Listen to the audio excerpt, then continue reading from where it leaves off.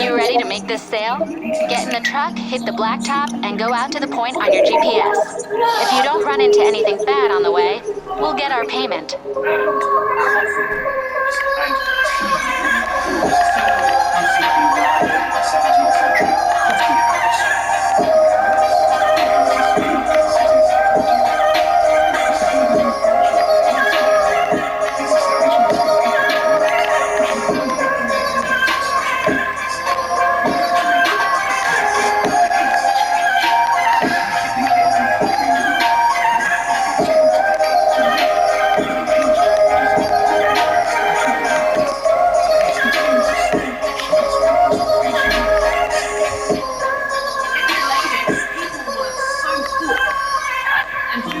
So hard to come by.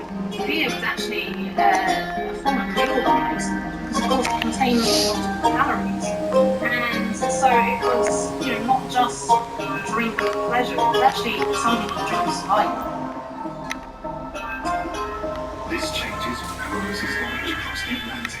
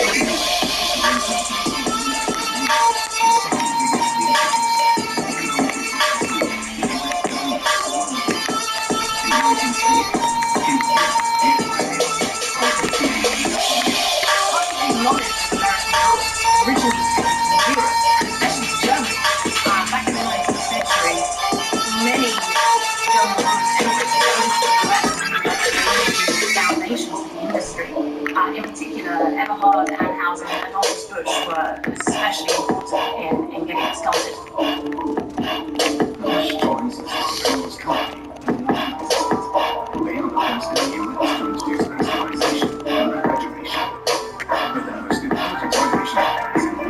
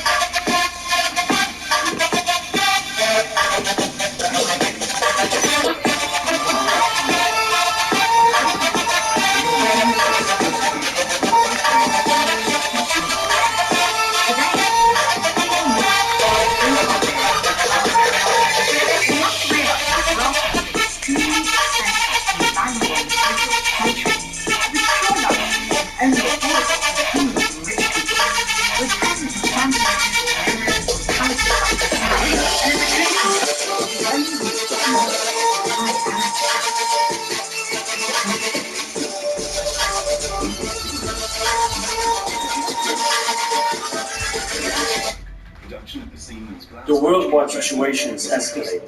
The war in Ukraine triggered an accelerated crisis all over the world.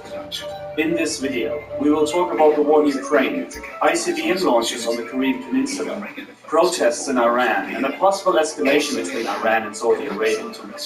Also, the fallout of Russia's invasion of the energy markets and economy.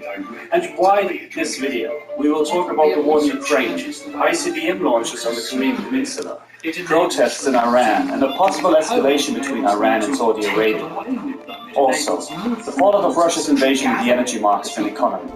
And why this is all just a pre-stage for some bigger conflict. It should be clear for everyone that we are at the beginning of a turning point in history. The world will change.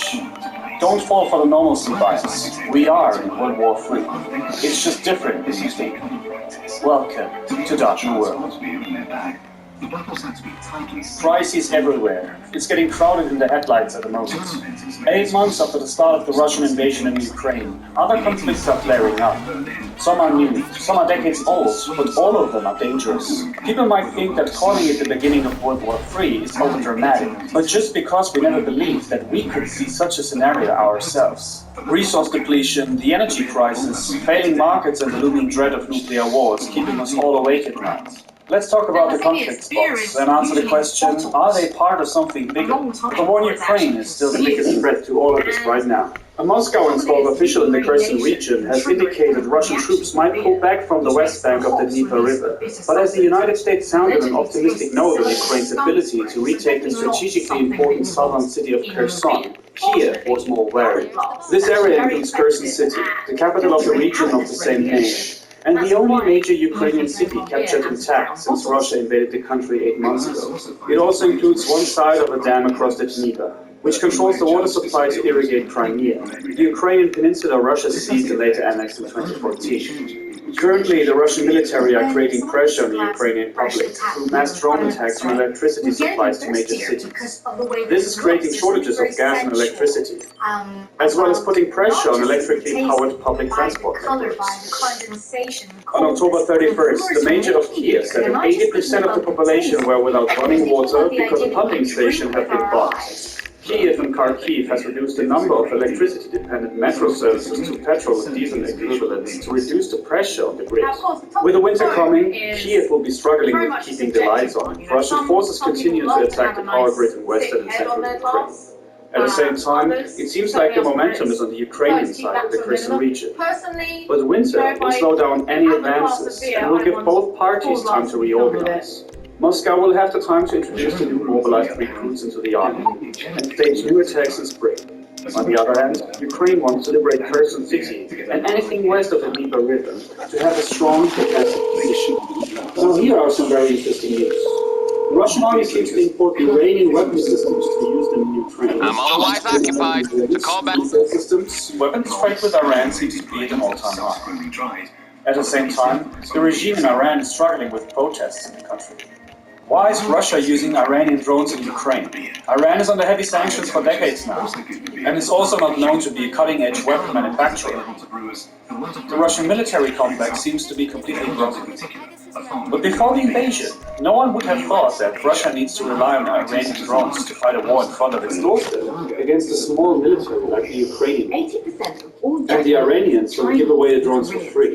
Although Russia was an Iranian ally for years, the regime in Tehran is using the situation to get access to technology that it couldn't secure in different conditions. For example, Russia and Iran are rapidly expanding. You heard about the pirates working off the coast right now? They ain't after hostages.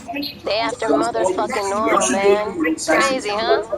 Anyways, they hit up a boat that belonged to that big oil company, Ron, and we got a way to make bank off of it, man. I just pinged you a GPS so you can get moving. I'll fill you in on the way. That will be placed into geostationary orbit in 2024. Russia's efforts to keep the details of these projects on the wraps have been largely pathetic. Now, as of writing this video, So this is the recovery up. The oil's long gone, but that ain't what we're after. Turns out this whole shipment was supposed to be on the slide. The company didn't bother to tell their friends in the IRS, you feel me? So now, they got a problem. The feds are about to inspect the crime scene. And there's all sorts of shit the company don't want them to see. Manifest, documentations, the ship's black box, that kind of thing. So, they put up a bounty. We get them what they lost. They trade us a bunch of cargo. They set you up with some explosives to bust open the containers. Once you get them, time to get to swimming. Washington and Riyadh are not as earlier this year, the OPEC countries decided to put production to raise oil prices. This angered Washington, where policymakers are re-evaluating the relationship to the kingdom. Losing Iran, Saudi Arabia and Russia as oil and gas suppliers would be devastating for the world. There would be a 100% guarantee that the world would head into a war. So the best case scenario is that Riyadh is overestimating the threat from Iran. And as these threats are not enough, we have tensions on the Korean Peninsula. The tensions on the islands begin rising when Vigilant Storm, joint military drills began between the United States and South Korea, involving hundreds of aircraft and thousands of service members from both countries, according to the US. North Korea accused the Allies of provocative action and launched 23 missiles from its east and west coast.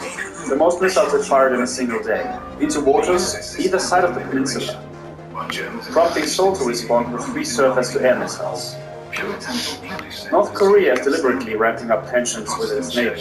Analysts think it is building to something bigger, such as a nuclear test, or a full long-range ballistic missile test out into the Pacific, or both. There is a political objective to all this noise. It's a pattern Pyongyang used in 2010 and again in 2017. First, ramp up tensions to a frightening level, then call for engagement and concessions from South Korea, Japan and the United States. Pyongyang is almost certainly doing the same again now. But Mr. Kim has a second objective. The North is still far from perfecting its missile technology. After the missile is launched into space, the warhead separates and comes back towards Earth in a re-entry vehicle. This must be able to withstand the enormous heat and pressure generated as it plunges through the atmosphere. In previous tests, it appears that North Korea's re-entry vehicles have failed. So Pyongyang needs to keep on testing to perfect its technology. Worldwide military spending is through the roof. The question remains if the governments of the world are preparing for something bigger. If you want to see a video about this topic, let me know it in the comments below. The Iran protests are still strong and ongoing. If you want to know more about the situation, then check out the video on the left. And on the right, we talk about a direct World War III scenario. If you want to see more, then like the video and subscribe. My name is Dennis. Thank you for watching. Good. Or just a pre-stage for some bigger conflict. It should be clear for everyone that we are at the beginning of a turning point in history. The world will change. Don't fall for the normalcy bias. We are in World War III. It's just different than you think. Welcome to Dark New World. Crises everywhere. It's getting crowded in the headlights at the moment. 8 months after the start of the Russian invasion in Ukraine, other conflicts are flaring up. Some are new, some are decades old, but all of them are dangerous. People might think that calling it the beginning of World War III is overdramatic, but just because we never believed that we could see such a scenario ourselves. Resource depletion, the energy crisis, failing markets and the looming dread of nuclear wars keeping us all awake at night.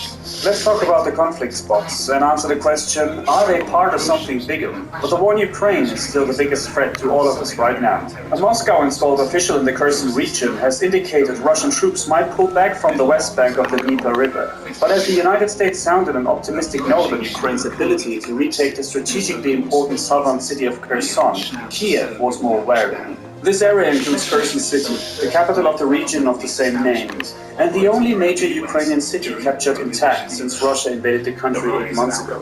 It also includes one side of a dam across the Dnieper, which controls the water supply to irrigate Crimea, the Ukrainian peninsula Russia seized and later annexed in 2014. Currently, the Russian military are creating pressure on the Ukrainian public through mass drone attacks on electricity supplies to major cities. This is creating shortages of gas and electricity, as well as putting pressure on electrically powered public transport networks. On October 31st, the mayor of Kiev said that 80% of the population were without running water because a pumping station had been blocked. Kiev and Kharkiv has reduced the number of electricity-dependent metro services to petrol and diesel equivalents to reduce the pressure on the grid. With the winter coming, Kiev will be struggling with keeping the lights on if Russian forces continue to attack the northern and western and central Ukraine. At the same time, it seems like the momentum is on the Ukrainian side of the Kherson region. But winter will slow down any advances and will give both parties time to reorganize. Moscow will have the time to introduce the new mobilized recruits into the army and stage new attacks in spring. On the other hand, Ukraine wants to liberate Kherson City and anything west of the Dnieper River to have a strong defensive position. Now here are some very interesting news. The Russian army seems to import Iranian weapon systems to use them in Ukraine. From Iranian drones to missile systems, weapons trade with Iran seems to be at an all-time high. At the same time, the regime in Iran is struggling with protests in the country. Why is Russia using Iranian drones in Ukraine?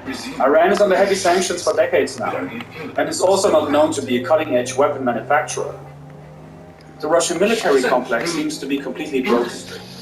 But before the invasion, no one would have thought that Russia needs to rely on Iranian drones to fight a war in front of its doorstep against a small military like the Ukrainian one. And the Iranians don't give away the drones for free. Although Russia was an Iranian ally for years, the regime in Tehran is using the situation to get access to technology that it couldn't secure in different conditions.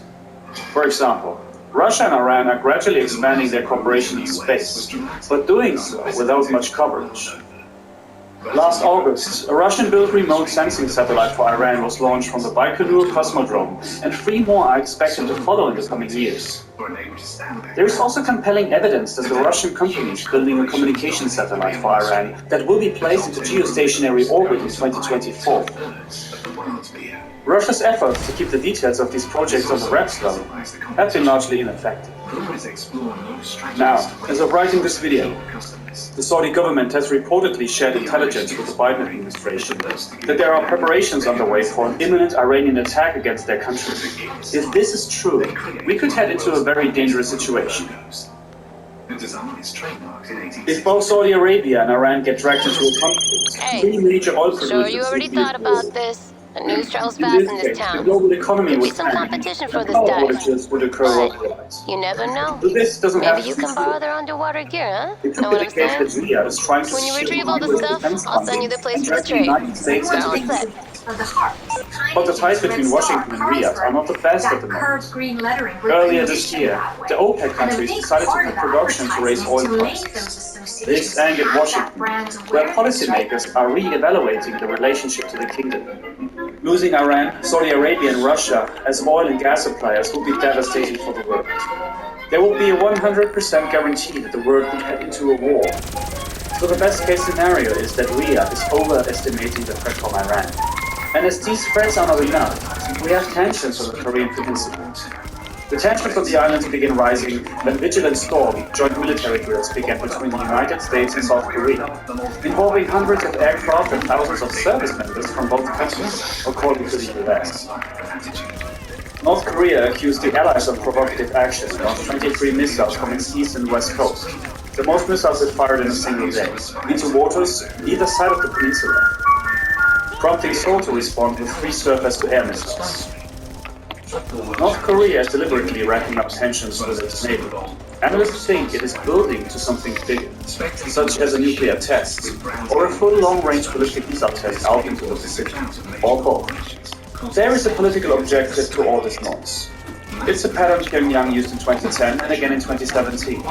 First, ramp up tensions to a frightening level, then call for engagement and concessions from South Korea, Japan and the United States. Pyongyang is almost certainly doing the same again now. But Mr. Kim has a second objective. The North is still far from perfecting its missile technology. After the missile is launched into space, the warhead separates and comes back towards Earth in the re-entry vehicle. This must be able to withstand the enormous heat and pressure generated as it plunges through the atmosphere.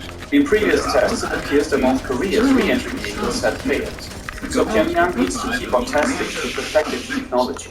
Worldwide military spending is through the roof. The question remains if the governments of the world are preparing for something bigger.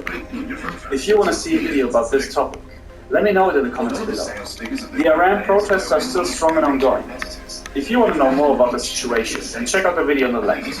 And on the right, we talk about a direct World War III scenario. If you want to see more, then like the video and subscribe. My name is Dennis. Thank you for watching and goodbye. The president probably had no idea what he was about to unleash when he signed a bill in 1978 that legalized home brewing. Just imagine, the president signs a law and all over the country people go out to buy baker's yeast and small brewing kettles, put them in their central garage and try to brew their own individual beer. Suddenly, you've got a whole new awareness for this drink. One of the best-selling home brewers is a Sister County. Habitually brewing 3 types of beer. Currently, its palate prefers sweet over bitter, honey water, and two of the creations that come from residential brewing. Only less. This one goes spreads across the world. Craft brewers are only keen for new taste experiences. To discover these, they also fall back on beer types that are centuries old, and centuries of style. Extra fancy of the beer market flourished in the 20th century. There were always many different types of niche specialities. Of course, there was no room for them to big companies because they didn't generate enough sales. So they disappeared little by little.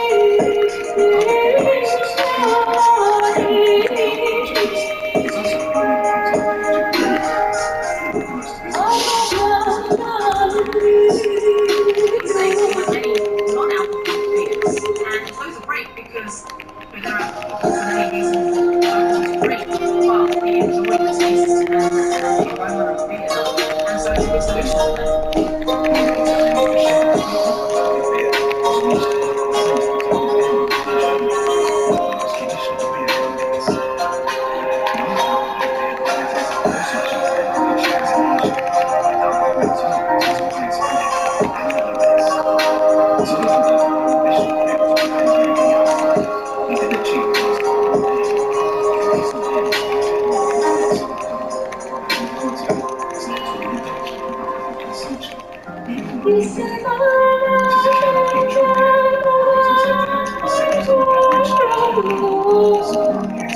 Gluten intolerance is a global isolated problem. We look around at the international level.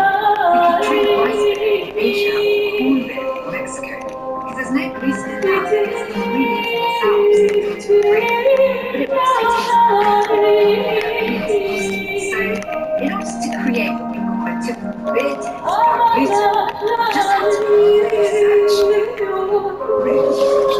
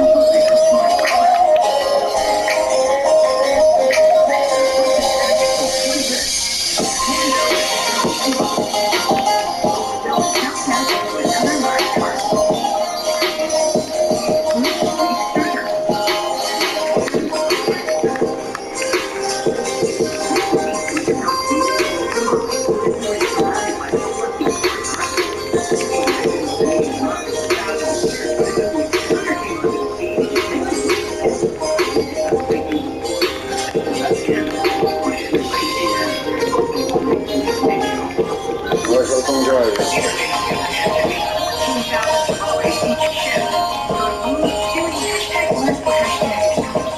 Hooray for that! Sarı saçlarına deli gönlüm bağlamışım çözülmüyor.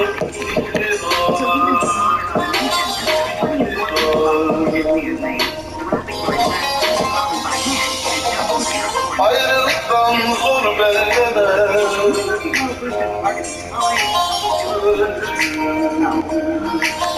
Görmeyince seziliyor.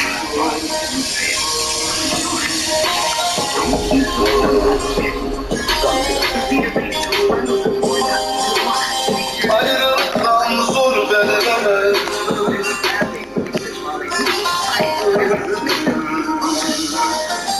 Görmeyince seziliyor.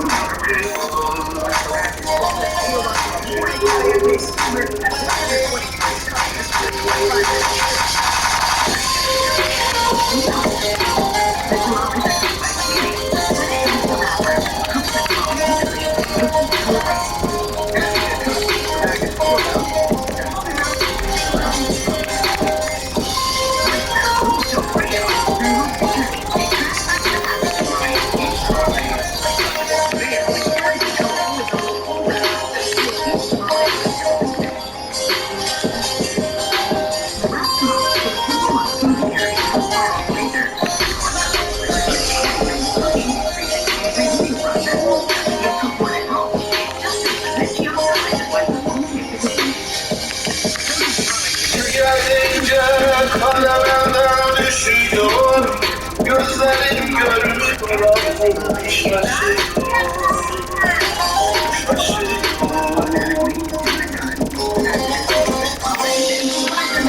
Yanlara titreyen alev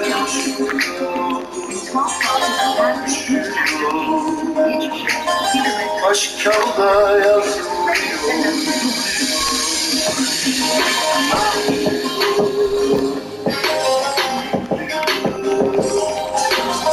Yanlara titreyen alev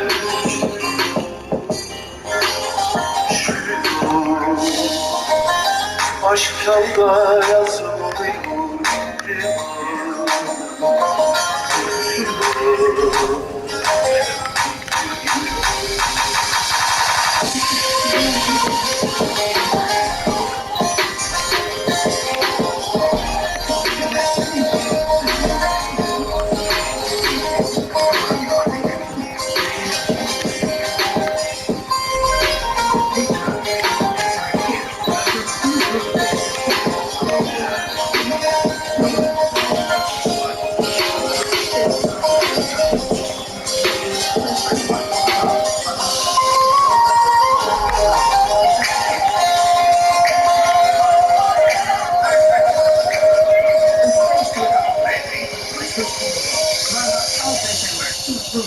National Geographic.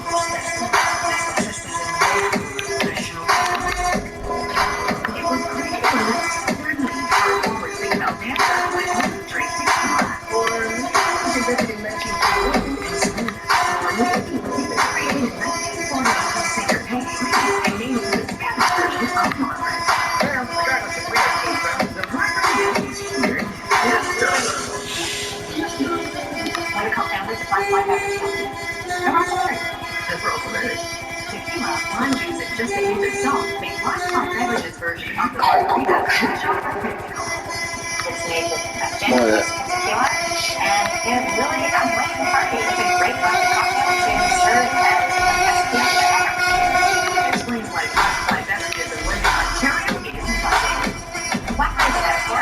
You are coming into the industry, you will be very small player, so let's get more of those little black lions coming in to take the private market. The margarita serves with black, adding cane sugar to a mixing tank where it's heated until it liquefies.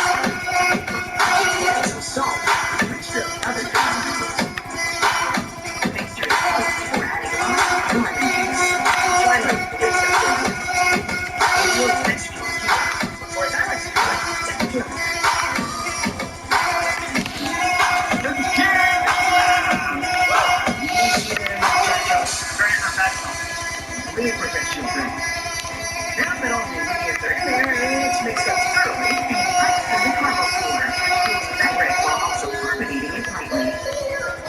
The finished tequila margarita is pumped into a pressurized filling tank, all ready for drinking. Now that the beverage is ready to go, Black Flag estimates something, but it can take their own custom bottles to the stretch cooler that runs 24 hours a day. The stretch cooler is loaded with plastic freeform filled with filling. Now the freeforms are included to a tunnel that heats them to 38 degrees Celsius to soften them. Then they continue into further blasted in the fiber and gets high pressure. Freeforms turn into Black Flag's distinctive bottle.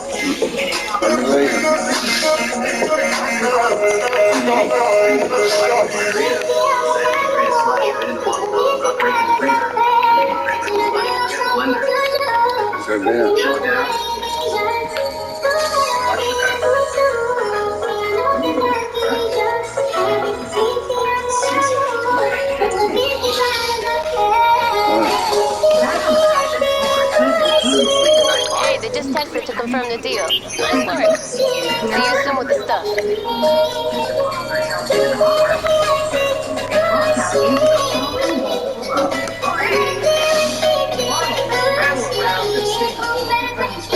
Until we get contact oriented correctly and shuffle onto the conveyor. Even though these bottles have just been made right in this factory, the rich to be double extra served as they're pristine and ready for the tangy margarita. The conveyor pushes the bottles along to the filler, which can fill up to 133 bottles in minutes.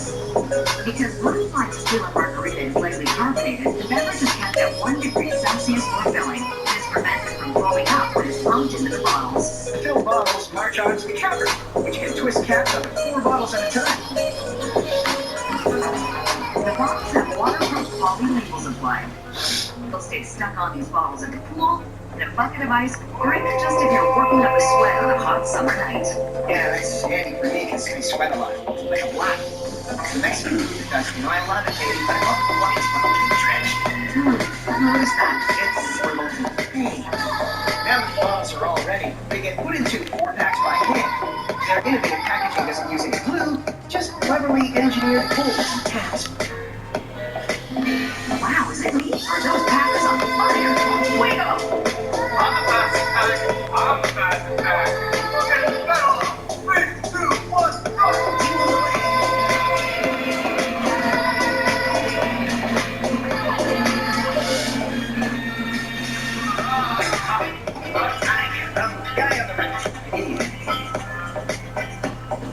Finished 4-packs are placed in the 24-bottle shipping boxes. And conveyed through an automatic taper. The boxes get snapped and palletized. The Black Flag uses a biodegradable shrink wrap made out of corn. Like tortillas. It's a giant Black Flag burrito. Sorry. Anyway, the refreshing drink is ready to fuel fiestas across the whole country.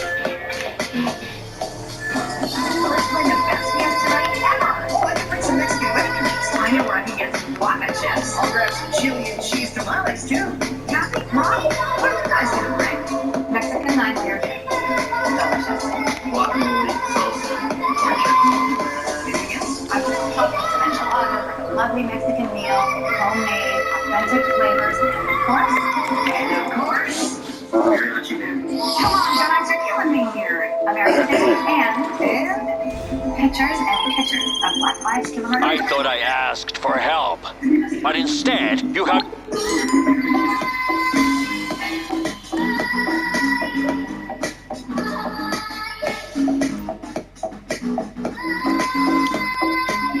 Put your tortilla chips over here and your guacamole over there. Chip, dip, repeat. Yeah, that's all fine and good, but chip to dip to move is a lot of work. We're all lined up. Cargo's in a plane at LSIA. All you gotta do is fly it out to the drop-off location, land it, and the sale goes through. Make it happen, boss. The dips to the chip. You know, I like to think that I'm the kid of my yesterday. Keep thinking that as we go. Snack King makes their El Sabroso line of Mexican chips at this massive 180,000 square foot temple to snack food in City of Industry, California. Each rocket ship starts as corn. These super sacks are filled with corn that's already been cooked, then dehydrated before it arrives at the The super sack is lifted up, placed on a hopper, and it's only up to allow the corn to fly with just before it's rehydrated. Super Sack, Super Chips, Super Fiesta. To create the rocket ship's signature green hue, the air pours in the top secret sauce and 2.2 kilograms of dry parsley. Air pushes out large chunks of green corn dough. Then a device called filler breaks that into smaller pieces that fall onto this conveyor. The dough is carried to this sheeter, where it's pressed into, lack of a better word, a sheet. As soon as it's pressed into a 2-millimeter thick layer, it's cut into triangles. So many triangles. This line produces 16,000 chips every minute. Get out your calculators, kids. That works out to 24 million chips a day. More than 7 billion chips each year. Which is how they can afford to offer an amazing benefit to their employees. And listen carefully. You can eat chips. Guacamole. All you can eat non-stop? All you can eat chips non-stop. The legends are true. The endless procession of chips move to this triple-decker oven. In just 20 seconds, the chips sift through each of these 3 stories, getting flipped over each time they fall to the next level. This ensures that both sides of the chips get baked evenly. And while we're here, we should probably point out that this oven is... muy caliente! Translation, very hot. The baked chips fall onto this conveyor, where they get a good shape to ensure that they're not sticking together before they go into... the fryer. Yes, these magnificent chips are baked. Let's hit the They spend just 60 seconds in the fryer before coming out of the hot oil and onto this conveyor, where the excess oil drains off and they cool down. Next, these perfectly crispy chips... Looks like I really need this stuff today. They travel into the seasoning tunnel, where they're showered with blood green Okay, seasoning back powder. Oh, yes, a glorious blend of powdered avocado, garlic, onion, and buttermilk coats the chips as they toast. This green Listen to your body. Feel the power from Fitbit. Eat a lot of guaca chips. It does leave a little bit of seasoning on your finger. Which, of course, the best part is to lick it off. You don't want to waste any seasoning. So, on the other end of the seasoning tunnel, the chips make an epic journey up, and along a series of conveyors. This contraption weighs 340 grams of chips and drops them into bags at the same time as they form and then seal. Each minute, 35 Fiesta